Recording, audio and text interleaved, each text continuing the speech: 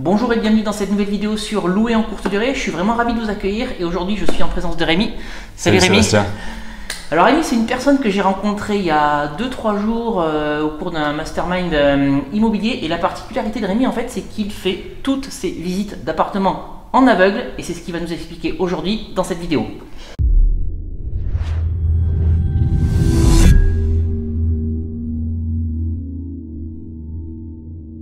Alors Rémi, merci d'être présent sur cette chaîne. Est-ce que tu peux te présenter, nous expliquer ce que tu fais dans l'immobilier et voilà, la particularité que tu as pour te positionner sur des biens immobiliers? Ouais, bien sûr. Donc moi je m'appelle Rémi, donc j'ai 28 ans. Je suis originaire en fait de la région grenobloise. Je travaille sur Paris actuellement.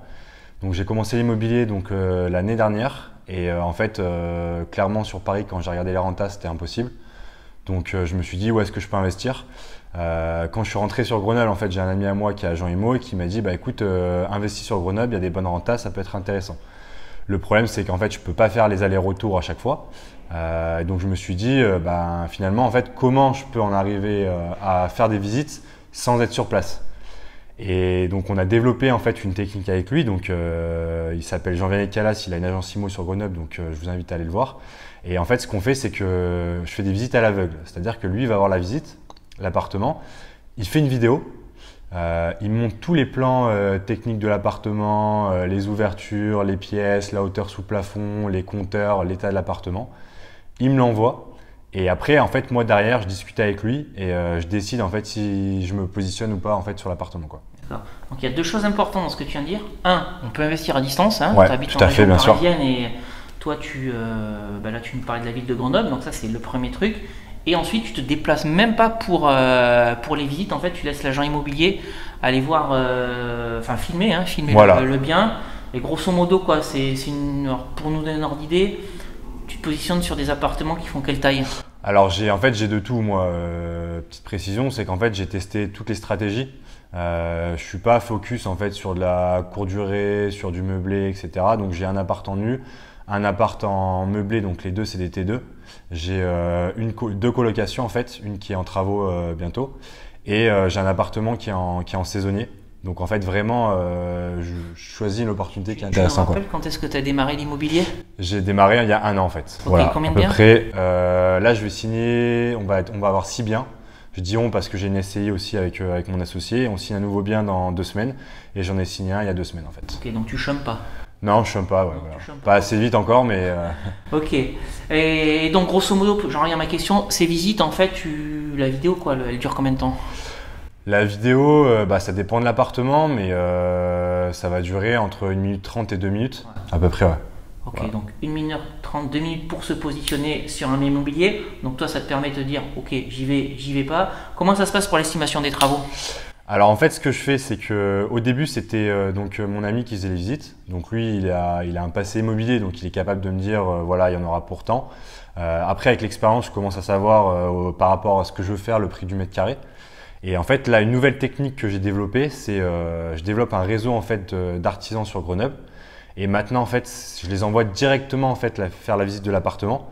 Comme ça, eux, ils me font la visite. Donc, j'ai toujours ce retour vidéo. Et en même temps, ils sont capables en fait de me faire un devis et de me dire voilà, il y a ça à refaire, comme tu vas le voir sur la vidéo. Et ils me font vraiment un live en fait. Ils me disent voilà, on va mettre ça à tel endroit, il y a telle cloison qu'on peut casser. Donc, en fait, j'ai la visite de l'appartement. Je sais si je peux me positionner et en plus de ça, j'ai le devis derrière. Ok, donc tu as poussé un cran plus loin la délégation. Donc, tu délègues même plus… que la visite. En fait, maintenant tu as les artisans qui font la visite et qui instantanément sont capables de te dire ok Rémi, il va y en avoir pour tant de milliers d'euros de réno parce qu'il y aura ça et ça à faire. Alors la question qu'on se pose Rémi, c'est ok d'accord, toi l'appartement si jamais il te plaît, ça rentre dans l'estimation des travaux, tu fais une offre d'achat, elle est acceptée. Ouais.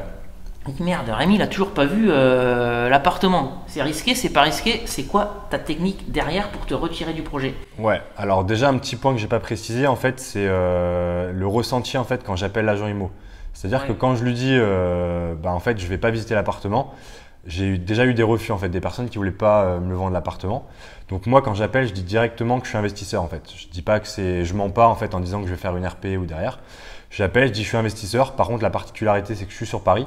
J'ai mes artisans en fait qui sont sur place, donc c'est eux qui vont venir visiter.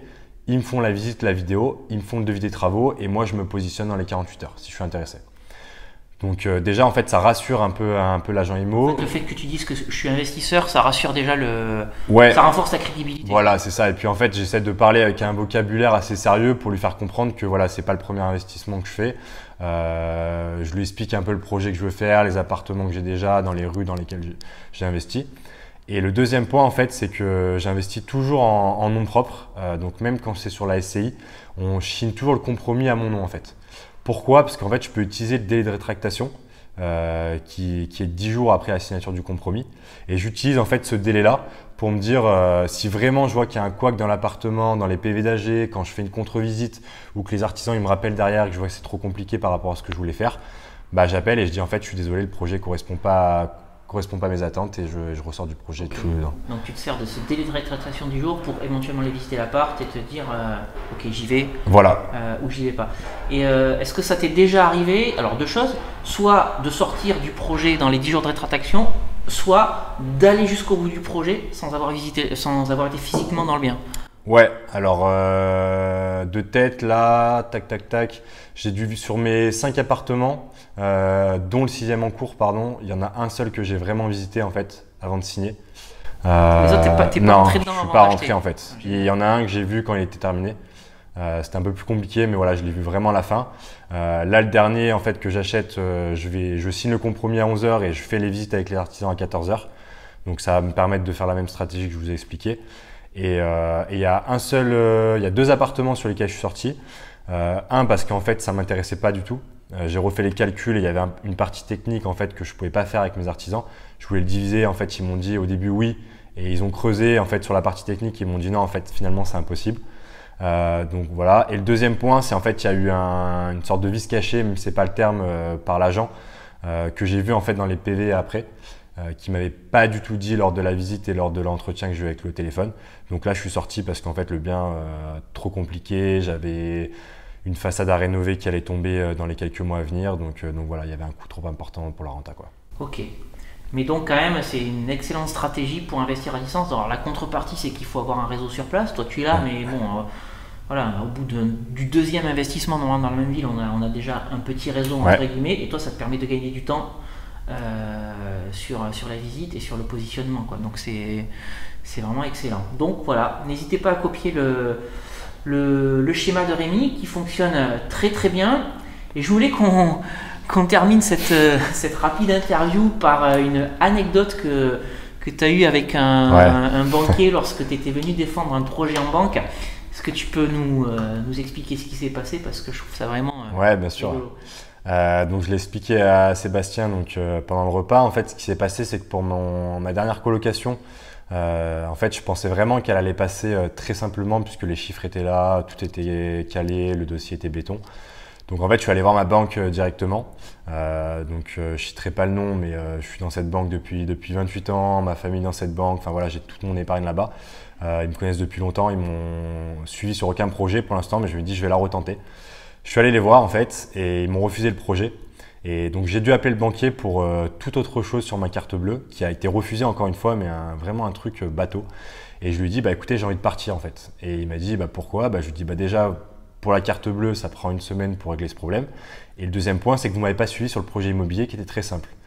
Et donc là il m'a pris un peu de haut en me disant oui mais vous savez monsieur Bonaz, les investissements que vous faites ils sont trop dangereux. Pourquoi vous ne faites pas comme moi quelque chose de classique? Et je lui dis d'accord, donc mais qu'est-ce que vous faites? Il me dit bah moi j'ai fait un investissement en LMNP. Je lui dis d'accord, donc c'est intéressant. Et vous êtes à combien de renta à peu près? Il me dit oulala, moi c'est très élevé puisque là le dernier investissement, donc je suis à 5% de renta brute. Et en fait là je lui dis d'accord, je suis désolé, en fait moi l'investissement que je vous ai proposé il était à 12% net, donc on joue vraiment pas dans la même cour et j'ai raccroché. Voilà, parfait. Voilà, donc si vous avez des refus, en fait, il ne faut rien lâcher, il faut continuer. Et dès qu'il y en a un qui vous dit oui, Alors moi, ce que je dis souvent sur ma chaîne, c'est que si tu as un refus, c'est pas grave, tu vas avoir une deuxième banque. Si tu as un deuxième refus, tu vas avoir une troisième, etc. Il y en a qui font jusqu'à 20 banques pour avoir tout à fait, le prêt immobilier. Mais voilà, l'anecdote, elle me plaît parce que souvent, les banquiers, ils ont. Alors il y en a des très bons. Ouais, tout à fait. D'ailleurs, c'est peut-être pas l'objet de la vidéo, mais celui qui te suit sur tes projets pour en avoir discuté il avec est toi, top, ouais. il est vraiment excellent. Mais il y en a, voilà, ils comprennent pas l'investissement immobilier, ça leur parle pas, et pourtant ils ont droit de vie ou de mort sur les projets en validant ou pas le dossier ou en l'amenant à la personne qui, elle, pourra le valider ou non. Bon, voilà. En tout cas, c'était assez marrant de c'était les une anecdote raccrocher au assez nez. marrant. Ça t'a fait peut-être du bien un sur petit peu. l'instant. Ok. Bon, bah écoute, merci Rémi de nous avoir partagé ta vision de l'investissement, notamment ces visites en aveugle, entre guillemets. C'est excellent. Donc n'hésitez pas à vous inspirer de Rémi. Et puis je vous rappelle que si vous souhaitez en savoir plus sur l'immobilier, la location courte durée, parce que tu fais également de j'ai commencé, courte durée, hein. J'ai commencé la courte durée. Grâce à toi d'ailleurs. Donc, Ah bon, merci. N'hésitez pas à vous abonner à cette chaîne YouTube, vous y retrouverez tout un tas de conseils et d'anecdotes sur l'immobilier en location courte durée. Puis je vous invite à télécharger également les 2 e-books que j'ai rédigés, Convaincre la banque, mode d'emploi et doubler son salaire avec la location courte durée. Et vous avez également une formation sur la fiscalité du loueur meublé non professionnel en location courte durée que je vous mets à disposition. Pour accéder à ces 2 e-books et à cette formation, vous cliquez sur le petit i qui va apparaître en haut à droite de cette fenêtre. Et puis sinon, si vous êtes sur YouTube, je vous mets les liens de téléchargement et d'accès à cette formation dans la description juste en dessous de cette vidéo. On va vous remercier d'avoir suivi cette interview. Rémi également, merci d'être passé sur ma chaîne. Et puis on se retrouve très vite pour une nouvelle vidéo sur louer en courte durée. À très bientôt. Ciao.